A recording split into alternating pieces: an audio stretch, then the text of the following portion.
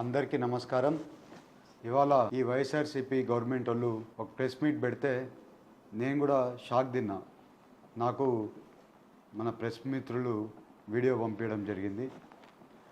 ఇవాళ మీరు చూస్తే పొద్దు నుంచి ప్రచారాల్లో తిరిగి ఆ గ్రామం వెళ్ళి ప్రచారం జరుగుతుంది. నేను ఇప్పుడు మీ ముందు రాకముందు ఏం జరిగిందో మా వాళ్ళని అందరూ అడగడం జరిగింది. నిన్న ఎక్కడ కానీ ఏ ఇన్సిడెంట్ కానీ జరగలేదు. ఇలా వెహికల్ వచ్చింది మా దగ్గర. మేము ఆ గ్రామంలో ర్యాలీ జరుగుతుంది. అందరు కార్యకర్తలు, బీజేపీ కార్యకర్తలు, టీడీపీ కార్యకర్తలు, జనసేన కార్యకర్తలు అందరూ కూడా విపరీతంగా క్రౌడ్ వచ్చి మా ర్యాలీ జరుగుతుంది. అక్కడ మినిమం టు మినిమం 3,000 నుంచి 4,000 మంది ర్యాలీ జరుగుతుంది. ఆ ర్యాలీలో పొజిషన్ పార్టీ వాళ్ళు వచ్చారంట. వచ్చి విపరీతంగా సైరన్లు వేసుకుంటా మా వాళ్ళని రెచ్చగొట్టే కార్యక్రమం వీళ్ళు చేశారంట. చేస్తే బాగుండదని చెప్పి పెద్దలు అందరూ కూడా అక్కడి నుంచి వెహికల్ని డీవియేషన్ చేసి వేరే రూట్లో పంపించడం జరిగింది. ఆ ఫుటేజ్ కూడా నేను చూసినాకే మీ ముందు మాట్లాడుతున్నా. నా దగ్గర ఆ వీడియో ఫుటేజ్ వచ్చింది, నేను చూశాను. ఎక్కడ కానీ ఇన్సిడెంట్ జరగలేదు. వీళ్ళు ఏదో పొలిటికల్ మైలేజ్ కోసం మాట్లాడుతున్నారు. నిన్న రాత్రి ఇన్సిడెంట్ జరిగితే ఎందుకు మీరు అక్కడ దగ్గరలో ఉండే పోలీస్ స్టేషన్కి కంప్లైంట్ ఇవ్వలేదు? కావాలని మీరు ఇది కార్యక్రమం చేయడమే కదా.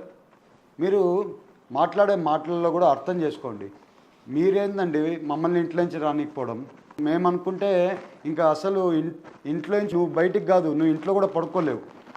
ఆ రకంగా చేయొద్దు. ఛాలెంజ్ మాట్లాడడంలో కూడా అర్థం ఉండాలి. నువ్వు మమ్మల్ని బెదిరించే కార్యక్రమాలు చేయాలని చూస్తున్నావా? బెదిరించేది వద్దండి. ఏం చేయాలనుకుంటున్నారు?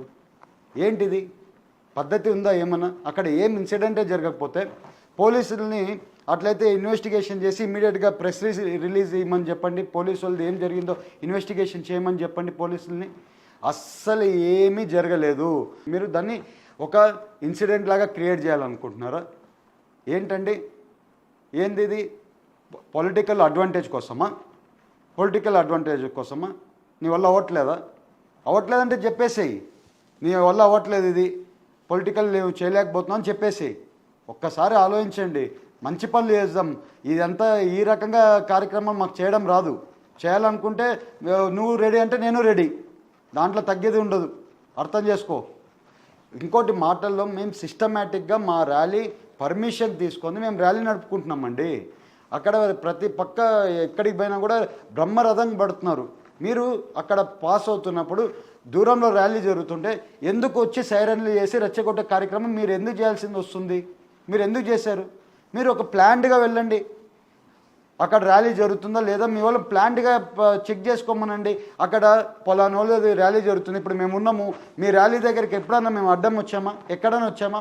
ప్లాన్డ్గా పోతున్నాం కదా. మీ దగ్గర ర్యాలీ జరుగుతుందంటే మాకు ఇన్ఫర్మేషన్ ఉంటుంది, మీరు ఎక్కడ పోతున్నారు. అక్కడ దాని గురించి మేము ఆలోచించుకొని అక్కడ ప్రోగ్రామ్స్ పెట్టకుండా వేరే పక్క ప్రోగ్రామ్స్ ఆ రూట్ మ్యాప్లలో కూడా ఆ రూట్లో పోకుండా మేము ప్లానింగ్ చేసుకుంటున్నాం. మీరు ఎందుకు అట్లా ప్లానింగ్ చేసుకోవట్లేదు? మీ తప్పు ఉంది దీంట్లో. మీరు ఎందుకు మా ర్యాలీ దగ్గరికి వచ్చి సైరన్లు చేశారని అడుగుతున్నాం మిమ్మల్ని. చేసిన తప్పు మీరు, బురద చెల్లేదేమో మా మీద.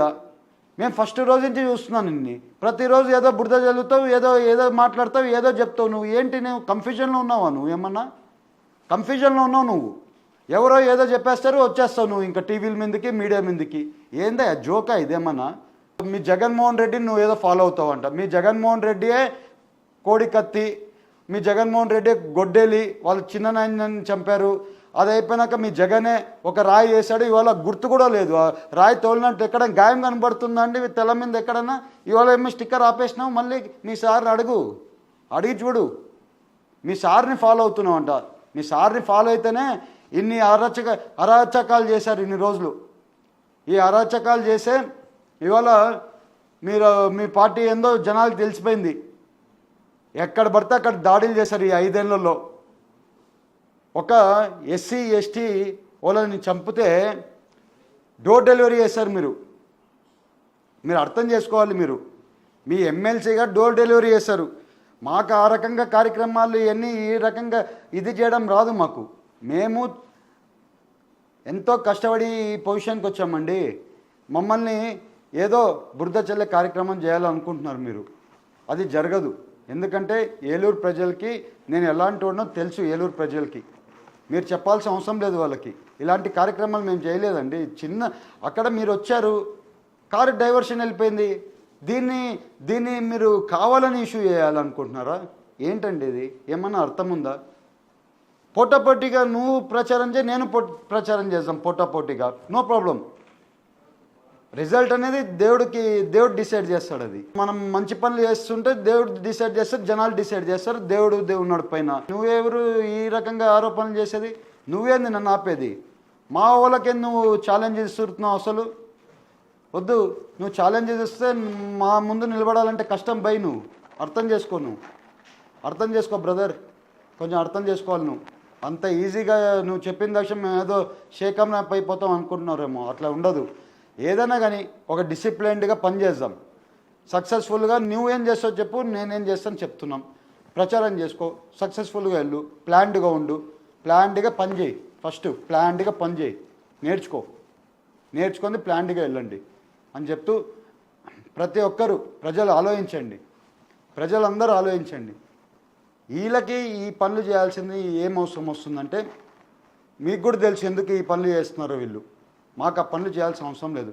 మా దగ్గర మా పర్మిషన్ ఉండేది ర్యాలీ దగ్గర వీళ్ళే వచ్చి ఏదో అల్లరి చేసి మన వాళ్ళే పక్కన నుంచి పంపించడం జరిగింది. ఇది పొలిటికల్ డ్రామా తప్పితే వేరే ఏమీ లేదు. అపోజిషన్ పార్టీకి కూడా చెప్తున్నా, జనాల్ని కన్ఫ్యూజన్ చేయొద్దండి. ఏదైనా కానీ ఒక కరెక్ట్ పద్ధతిలో వెళ్దాం, పద్ధతిలో రాజకీయాలు చేద్దాం. ఎప్పుడు కూడా పద్ధతిలోనే రాజకీయాలు చేస్తాం. ఎక్కడ కానీ మాది డీవియేషన్ లేదు. ఎవరు ఏ రాజకీయ కుటుంబం పద్ధతిలో రాజకీయం చేసింది, ఏ కుటుంబం పద్ధతిగా రాజకీయం చేయలేదో జనాలకు తెలుసు. మీరు చెప్పాల్సిన అవసరం లేదు. మేము జనాలకు తెలుసు. ఇంకొక 10 రోజుల్లో జనాలు డిసైడ్ చేస్తారు. ఆ డిసైడ్ అయిపోయినాక ఇంకా ఈ డ్రామాలన్నీ నమ్మే పరిస్థితిలో జనాలు లేరని తెలుపుకుంటున్నాను. జనాలు అందరికీ కూడా ఆలోచించమని మీకు తెలుపుతున్నాను. మా దగ్గర ఇట్లాంటి ఇన్సిడెంట్ జరగలేదు. మీ అందరికీ చెప్తున్నా. అందరికీ నమస్కారం. మీ పుట్టా మహేష్ కుమార్.